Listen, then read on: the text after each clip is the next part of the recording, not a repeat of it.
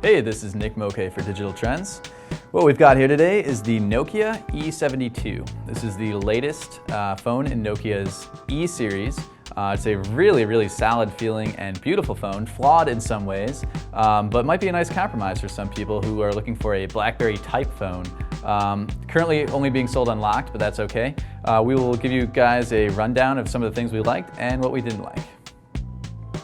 So the first thing we really liked about the E72, it is a really nice feeling phone and very attractive too.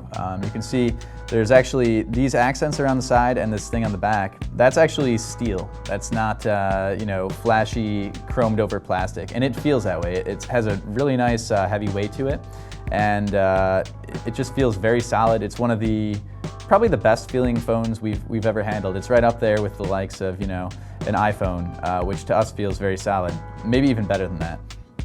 It's also very attractive. You can see that the parts that aren't chromed are actually sort of a brushed aluminum. It's very dark, but it looks great. And on the back here, this actually has an etched it almost reminds us of like a Zippo lighter, the etched design in this back thing. It really is a very attractive phone, and we've gotten compliments on it everywhere we've taken it out. Besides that, it is running the Symbian operating system, which is not our favorite, but we do have to give it props for one thing, which is that it's very responsive. Whenever you click on something, it generally comes up very quickly, and that is a huge benefit on a phone for a business user that doesn't really have time to wait for their contacts to come up, always in a hurry. Some drawbacks to this phone as well. The same thing that we like about it, Symbian operating system, is also a huge drawback. As you can see, it looks very antiquated.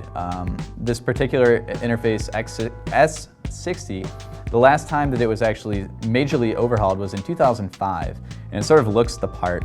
If you kind of go through the menus here, it looks like a early 2000 feature phone when you're sort of scrolling through these features. It just doesn't look up to par with the likes of the Palm Pre or the iPhone or a really nice Android phone like the Motorola Droid.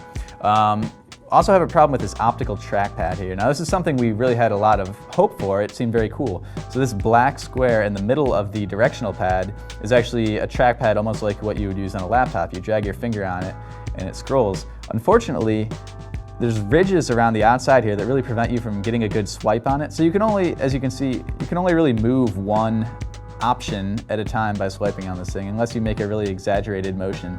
We turned up the sensitivity all the way, it still didn't really seem to help. Eventually we just ended up turning this thing off because it was interfering with the use of the edge of the directional pad. So that's not a really great feature, something that we thought would be much better than it was. And one of our final complaints on here, as beautiful as this phone is, the 5 megapixel camera on the back, which is a decent camera, unfortunately bulges out a lot. It kind of, I don't want to say it ruins the design of an otherwise beautiful phone, but it definitely detracts from it a little bit. And it has an otherwise very flat profile until you get to the top where there's this sort of awkward bulge. So that's the E72. Obviously a gorgeous phone. We really liked it a lot. The biggest detraction we have is that sort of antiquated interface and operating system, which doesn't have that many apps either.